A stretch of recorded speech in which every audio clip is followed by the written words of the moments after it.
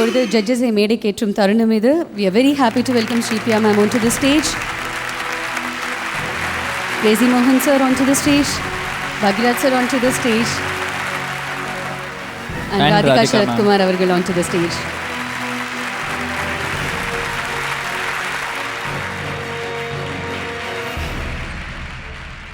And இப்போது results சொல்லக்கூடிய ஒரு நேரம். 3 முக்கியமான நாடகங்கள் இப்போ அரங்கேறி இருக்குது. இன்றைக்கி பார்த்தோம் நம்ம. 3rd place வின் பண்ணியிருக்கிற அந்த வின்னர் யார்? அண்ட் உங்களுடைய comments about all the place. First போட்ட சினிமா அப்படிங்கிறது.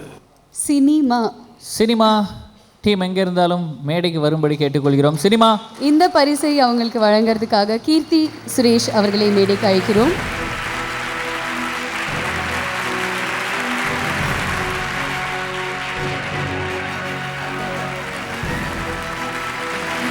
CEO புதுயுகம் திரு RB ஷாம் அவர்களை மேடைக்கு அழைக்கிறோம்.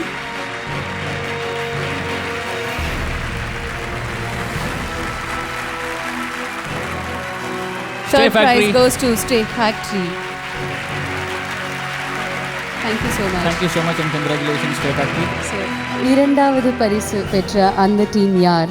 லாஸ்ட்ல 3வது இது பண்ணாங்கல்ல, Salem team on the stage. நடிகர் ஆரி அவர்களை மேடைக்கு அழைக்கிறோம். ரவி முருகையா அவர்கள் சேர்மன் வாசன் எஸ்டேட்ஸ் அவர்களை மேடைக்கு அழைக்கிறோம்.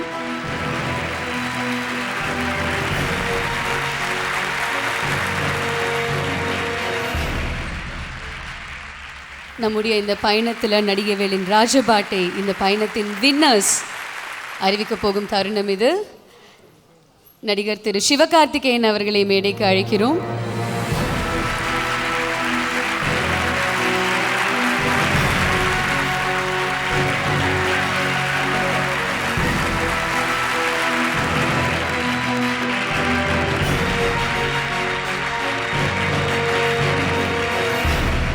And Kalanjiyam brothers S Sakthivel co producer Trisha Ilana Nayanthara அவர்களையும் மேடைக்கு அழைக்கிறோம். மிஸ்டர் விஜயன் அவர்களையும் மேடைக்கு அழைக்கிறோம். வின்னர் அனௌன்ஸ் பண்ணிடலாமே. ஊமை கூத்தாடிகள் காஞ்சிபுரம். Can we have ஊமை கூத்தாடிகள் on the dais please?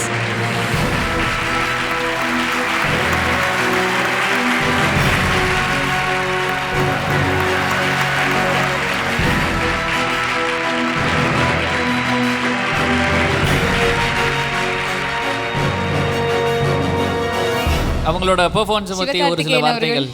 நீங்கள் இருந்தீங்க, ஒரு பெர்ஃபார்மன்ஸ் பார்த்தீங்க, அண்ட் நம்மளுடைய இந்த நிகழ்ச்சி பற்றி ஒரு சில வார்த்தைகள். எமராதா சார் பற்றி சொல்கிற அளவுக்கு தகுதியோ அதெல்லாம் எதுவும் கிடையாது. பட் அவருடைய டைமிங் சென்ஸையும் நம்ம இப்போ இருக்க ட்ரெண்டில் சொல்கிறதுனா கலாய்க்கிறதுன்னு சொல்லலாம். அதை பயங்கரமாக ரசித்தவங்க நிறைய பேர் இருப்பாங்க. அதில் நானும் ஒருத்தன். இன்றைக்கி அவர் இருந்திருந்தாருன்னா டெய்லி ட்விட்டர்லேயும் ஃபேஸ்புக்லேயும் அவர் தான் ட்ரெண்ட் ஆகிருப்பார்னு நினைக்கிறேன். யார் என்ன போஸ்ட் போட்டாலும் துவம்சம் பண்ணியிருப்பார் அவருடைய டைமிங் அந்த மாதிரி. இந்த மாதிரியான ஒரு நிகழ்ச்சி. ஸோ ஃபஸ்ட் இது என்ன மாதிரி இருக்க போகுதுன்ற ஒரு இதோடு தான் வந்தேன். உட்காரும்போது இவங்களோட பெர்ஃபார்மன்ஸ் தான் பார்த்தேன். அண்ட் அவர் பெர்ஃபார்ம் பண்ணி அவர் கார்த்திகேயன் அதான் நல்லா பேசியிருக்காரு. Nice name.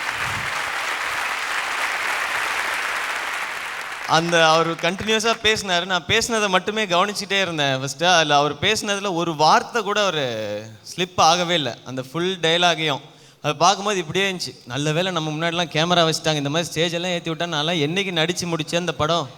இன்றைக்கி நடித்து முடித்தாலே ரிலீஸ் ஆக ரொம்ப டைம் ஆகுது. டெஃபினட்டாக இந்த மாதிரி ஒரு பிளாட்ஃபார்ம்ன்றது ஸ்டேஜ் ப்ளே பண்ணுறவங்களுக்கு தேவையான ஒன்றுன்னு நினைக்கிறேன். நிறைய பேருக்கு இந்த மாதிரியான எக்ஸ்போஷரே கிடைக்காம போயிருக்கும்.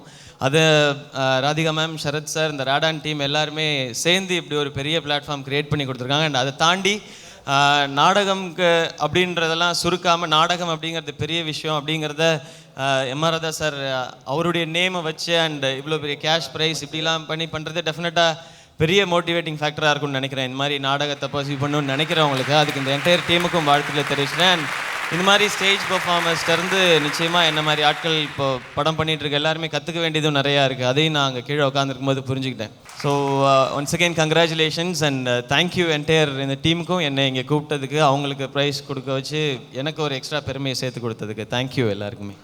தேங்க்யூ சிவகார்த்திகேயன் அவர்களே. Thank you team judges. எதுக்காக இந்த பரிந்துரைக்கப்பட்டது ஒவ்வொரு நாடகம் என்னுடைய கருத்து நான் சொல்கிறேன்.